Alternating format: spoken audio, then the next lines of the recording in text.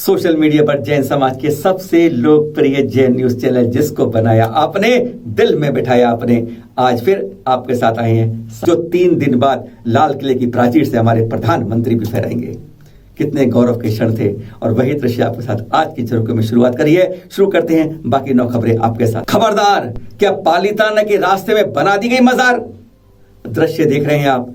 यह वीडियो कुछ दिनों से बहुत वायरल हो रहा है कि पालीताना के मार्ग में 2 मजार बना दी गई हैं, जहां पर सुरक्षा गार्ड सामने खड़े होते हैं और लोगों का तांता लगा रहता है, फिर भी मजार बना दी जाती है। सुरक्षा गार्डों की क्या किसी कोताही, लापरवाही है? आगे बढ़ते जाते हैं। 2-3 संदिग्ध लोग मिलते हैं जिन्होंने चेहरे पर पूरा मास्क लगा के रखा है, अपनी पहचान नहीं बताते हैं। बार बार पूछते हैं पर वह अपनी पहचान नहीं बताते, कहते हैं क्या करेंगे आप, क्या करेंगे, और आगे बढ़ते जाते हैं। और फिर सामने खुलासा होता है कि यहाँ पर अभी हाल में 2 मजार बनी हुई दिखाई देती है, जो कभी नहीं हुआ। क्या इस अहिंसा और शाकाहारी क्षेत्र में ऐसा फिर होने लगा? जबरन बनाई जा रही है। छू कर देखते हैं, मालूम चलता है मसाला अभी गीला, यानी अभी तैयार की गई यह अनधिकृत मजारें। जांच होती है, पता चलता है। इसके बारे में हम सीधा संपर्क करते हैं आनंद जी कल्याण जी ट्रस्ट से।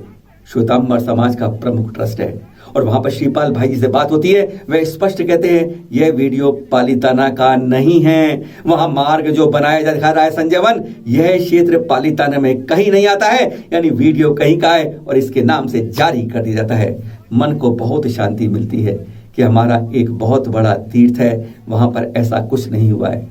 पर एक पावन तीर्थ शिखर जी में ऐसा पहले हो गया है, इसलिए डर लगता है। दिल्ली के चौराहे पर भी बीच में मजार बनाई जाती है, वो तो एक महिला गजब की आगे आती है, उसको तोड़कर खुलासा कर देती है। इसलिए आज यह सीख लेनी हमें, कहीं हमें कोई अनधिकृत रूप से कुछ निर्माण दिखता है, तत्काल कार्रवाई करें, पुलिस को सूचना दीजिए, जानकारी दीजिए और अपनी मजबूती, अपनी विरासतों को सुरक्षित रखिए। तीर्थंकर ऋषभनाथ जी बना दिए भगवान शिव। चित्र आप देख रहे हैं, यह उड़ीसा के कटक के पास चौद्वार मंदिर का। एक बार ये लगता है हाँ शिव जी खड़े हैं। अब एक बार दोबारा देखिए, सोचिए कपड़े नहीं हैं, रंग बदन से हटा दिया गया है। आपको लगेगा कि सचमुच तीर्थंकर की प्रतिमा खड़गासन खड़ी है और उस पर यह रंग और कपड़े चढ़ा दिए गए हैं। इसी तरीके से हमारी मूर्तियों को, मंदिरों को बदला जाता है और हमारी समितियां कुछ नहीं कर पाती हैं। शिव बन गए हैं हमारे शवनाथ। देखिए क्या क्या हो रहा है हमारे साथ। भगवान नेमिनाथ की प्रतिमा नहीं उठा पाई चोर। घटना सुना रहे हैं 10 अगस्त की मैनपुरी से। देख रहे हैं आप समोशरण के ऊपर विराजमान हमारे 22वें तीर्थंकर नेमिनाथ जी की प्रतिमा। परसों इनका जन्म तब कल्याणक आ रहा है और देखिए किस तरीके से यह समोशरण से बाहर टेढ़ी है, लगभग थोड़ी सी बाहर भी निकली हुई है, जैसे संभवतः किसी ने इसको उठाने की कोशिश की पर वह हिला ही नहीं पाया। यही तो कहते हैं चमत्कारों की भक्ति में ऐसा होता है कि कोई कितनी भी लाख की कोशिश करे, गलत काम यहां नहीं कर पाता है। सुबह जब चौकीदार ने देखा कि यह किसने किया, तब मालूम चला कि कोई रात के अंधेरे में यहां आया था, पर कहते हैं भगवान की आवाज के सामने वह अपनी हिम्मत नहीं कर पाया था। 9 दिन की संलेखना के बाद समाधि। पावन तीर्थ श्री सम्मेशिखर जी पर 9 दिन से संलेखना में थे मुनिषी विश्व यश सागर जी।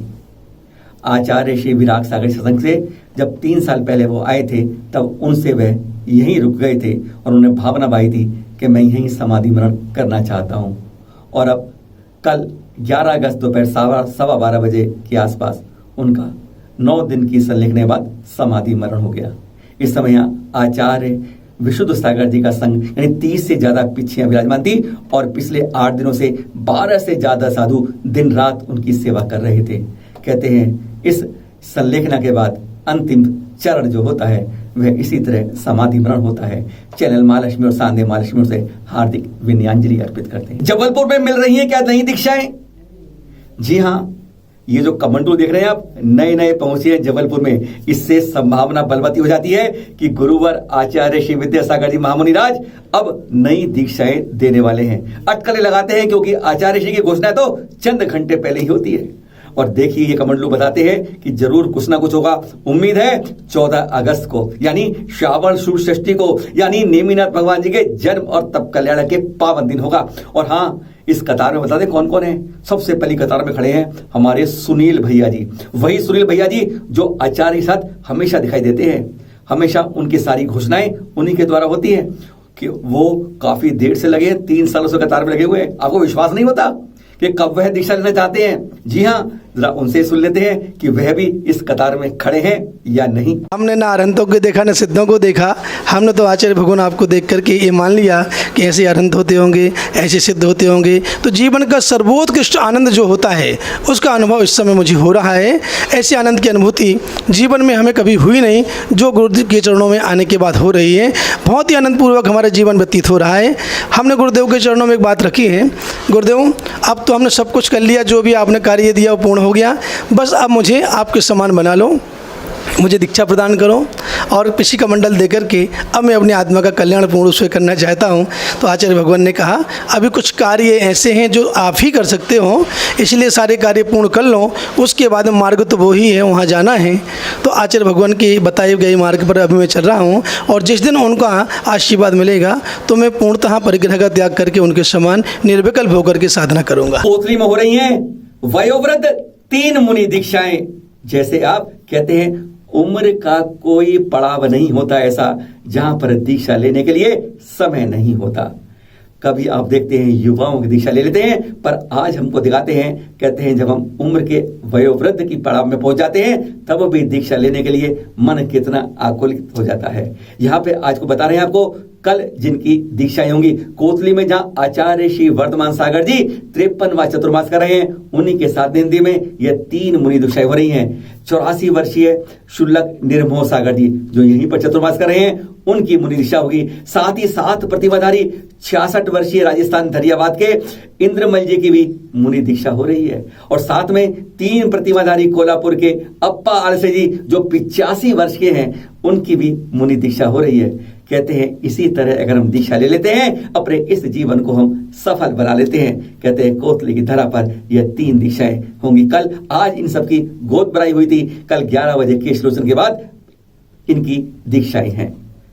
सभी को हमारी बार बार नमन करते हैं और गुरुवर को वंदन करते हैं। विजयदशमी पर होंगी 3 जनेश्वरी दीक्षाएं।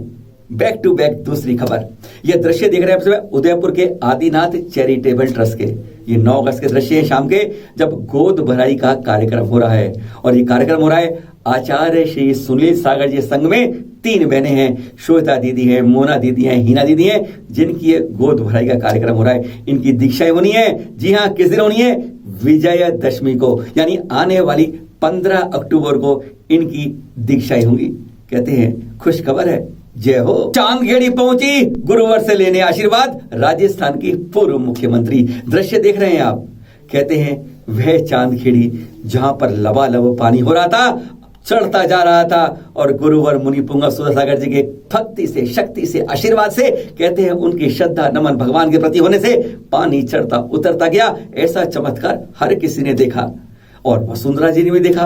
और पूर्व मुख्यमंत्री होते ही तुरंत पहुंच गई चांदखेड़ी। कहते हैं लगा लब हाथ के हाथ, क्यों ना इस गंगा में हम भी डुबकी लगा लें। पहुंच गई, खुलकर मिला आशीर्वाद, शायद हो जाएंगे कामयाब इस बार, भाजपा की बागडोर शायद मिल जाए। यही था शायद आशीर्वाद लेने का सपना। परसों आ रहा है हमारे 22वें तीर्थंकर श्री नेमिनाथ जी का जन्म और तप कल्याण, यानी 48 घंटे बाद वह पावन दिन हुआ श्रावण शुक्ल षष्ठी, यानी उस दिन हमारे 22वें तीर्थंकर स्वर्ग से इस धरा पर आए। शौर्यपुर में महाराजा समुद्र विजय जी की महारानी शिवा देवी जी के गर्भ से आपका जन्म हुआ। चारों तरफ खुशियां हुई और आपके चचेरे भाई थे श्री कृष्ण जी।